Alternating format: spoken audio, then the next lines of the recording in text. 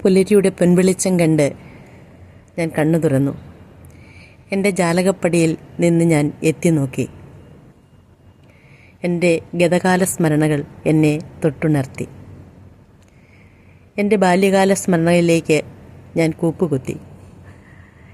എൻ്റെ അച്ഛനും അമ്മയും സഹോദരങ്ങളോടുമൊത്തുള്ള എൻ്റെ ബാല്യകാലം, എൻ്റെ മുത്തശ്ശനോടും മുത്തശ്ശിയോടുമൊപ്പമുള്ള ബാല്യകാലം. മുറ്റം നിറയെ ധാരാളം ചെടികളുണ്ടായിരുന്നു. ഏറെയും പല വർണ്ണങ്ങളിലുള്ള റോസാപ്പൂക്കൾ. ഞാൻ ചിന്തിച്ചു, ഇന്ന് ഒരു റോസാപ്പൂ രാജകുമാരിയെക്കുറിച്ചുള്ള കഥ പറഞ്ഞാലോ? പ്രിയപ്പെട്ട കൂട്ടുകാരെ, നിങ്ങളും എന്നോടൊപ്പം വരൂ. നമുക്കിന്ന് റോസാപ്പൂ രാജകുമാരിയെക്കുറിച്ചുള്ള കഥകൾ കേൾക്കാം. ഒരു രാജ്യത്ത് ഒരു രാജകുമാരി ഉണ്ടായിരുന്നു. അവൾക്ക് റോസാപ്പൂക്കൾ വളരെയധികം ഇഷ്ടമായിരുന്നു. അവളുടെ പേര് തന്നെ റോസാപ്പൂ രാജകുമാരി എന്നായിരുന്നു. അവൾ കുഞ്ഞുങ്ങളെ വളരെയധികം സ്നേഹിച്ചിരുന്നു. കുട്ടികൾ അവൾക്ക് പല വർണ്ണങ്ങളിലുള്ള റോസാപ്പൂക്കൾ കൊണ്ടുവന്ന് കൊടുക്കുമായിരുന്നു. അതെല്ലാം വളരെ സന്തോഷത്തോടെ സ്വീകരിക്കുമായിരുന്നു. അതുമാത്രമല്ല, ആ രാജകുമാരി നന്മയുടെ നിറകുടമായിരുന്നു. എല്ലാ ദിവസവും വൈകുന്നേരം ഒരു സ്വർണ്ണവർണ്ണ പക്ഷി അവളുടെ തോളിൽ വന്നിരിക്കും. അത് പാട്ടുപാടും, ഒപ്പം രാജകുമാരിയും. ആ രാജ്യത്തെ ജനങ്ങളെല്ലാം ആ പാട്ട് കേട്ട് വളരെ സന്തോഷത്തോടെ ഉറങ്ങുമായിരുന്നു. അവർ നല്ല നല്ല സ്വപ്നങ്ങൾ കണ്ട് ഉറങ്ങി. പ്രഭാതത്തിൽ വീണ്ടും രാജകുമാരി സ്വപ്നം കാണും. രാജകുമാരി ആ നിമിഷം പാട്ട് പാടാൻ തുടങ്ങും. മനോഹരമായ ഗാനം. ആ ഗാനം കേട്ടാണ് ആ രാജ്യത്തുള്ള ആളുകൾ ഉണർന്നിരുന്നത്. സമ്പൽ സമൃദ്ധി കൊണ്ട്, സന്തോഷം കൊണ്ട് നിറഞ്ഞു നിന്ന ഒരു ഗ്രാമം, ഒരു രാജ്യം. അങ്ങനെയിരിക്കെ ആ രാജ്യത്തിൻ്റെ മറുവശത്തുള്ള ഒരു ദുർമന്ത്രവാദി ഇത് കേൾക്കാനിടയായി. റോസാപ്പൂ രാജകുമാരിയെക്കുറിച്ചും ആ രാജകുമാരി ആ രാജ്യത്തിൽ ചെയ്യുന്ന കാര്യങ്ങളെക്കുറിച്ചുമെല്ലാം കേട്ട ഈ ദുർമന്ത്രവാദിക്ക് രാജകുമാരിയോട് വലിയ അസൂയ തോന്നി.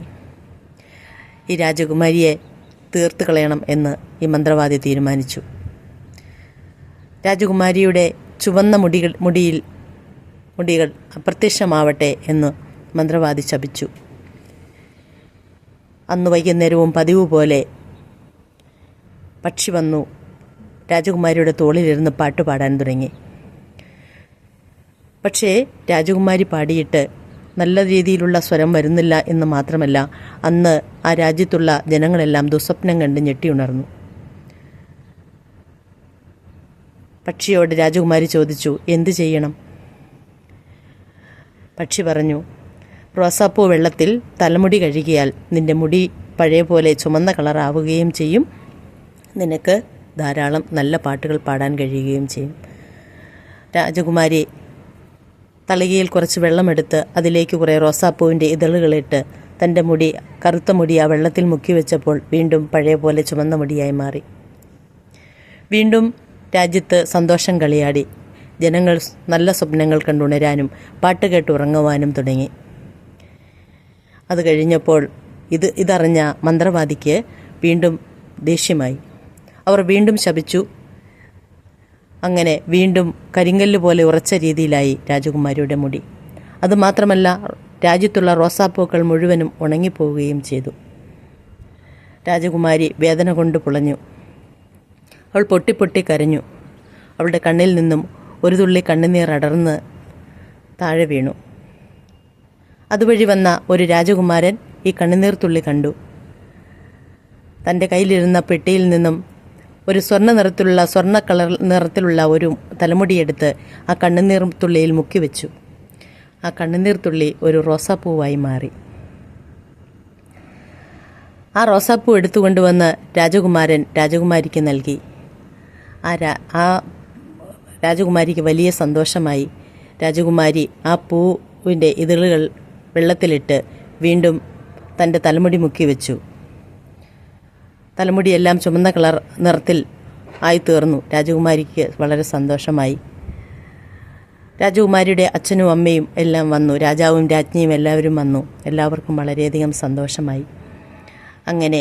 അവരങ്ങനെ സന്തോഷമായിരിക്കുകയും അന്നും സ്വർണ്ണവർണ്ണ കിളി വന്ന് രാജകുമാരിയുടെ തോളിലിരുന്ന് പാട്ടുപാടുകയും രാജകുമാരി വളരെ മധുരമായി കിളിയോടൊപ്പം പാട്ടുപാടുകയും ചെയ്തു. പക്ഷേ ജനങ്ങളെല്ലാം ഉറങ്ങുകയും സന്തോഷമായി നല്ല സ്വപ്നങ്ങൾ കാണുകയും ചെയ്തുവെങ്കിലും ഇത് കണ്ട നമ്മുടെ മന്ത്രവാദിക്ക് സഹിക്കാൻ കഴിഞ്ഞില്ല. വീണ്ടും രാജകുമാരിയെ ശപിക്കണമെന്ന ചിന്തയോടുകൂടി വളരെയധികം ദോഷം കണ്ട മന്ത്രവാദി 1000 കഷ്ണങ്ങളായി പൊട്ടിച്ചിതറിപ്പോയി. നമ്മുടെ റോസ രാജകുമാരിയുടെയും രാജകുമാരൻ്റെയും വിവാഹം രാജാവും രാജ്ഞിയും നടത്തിക്കൊടുത്തു. എന്നും സന്തോഷമായി ഇന്നും അവരവിടെ പാടിക്കൊണ്ടിരിക്കുന്നു. സ്വർണ്ണവർണ്ണ കിളിയോടൊപ്പം രാജകുമാരിയും ഒപ്പം ആ രാജ്യത്തിലെ ജനങ്ങളും വളരെയധികം സന്തോഷത്തോടുകൂടി പാട്ട് കേട്ടുറങ്ങുകയും സ്വപ്നം കണ്ട് ഉണരുകയും അതുപോലെ രാവിലെ പ്രഭാതത്തിൽ രാജകുമാരിയുടെ പാട്ട് കേട്ട് വീണ്ടും ഉണരുകയും ചെയ്ത് സന്തോഷം കളിയാടുന്ന ഒരു രാജ്യമായി മാറി. നന്ദി.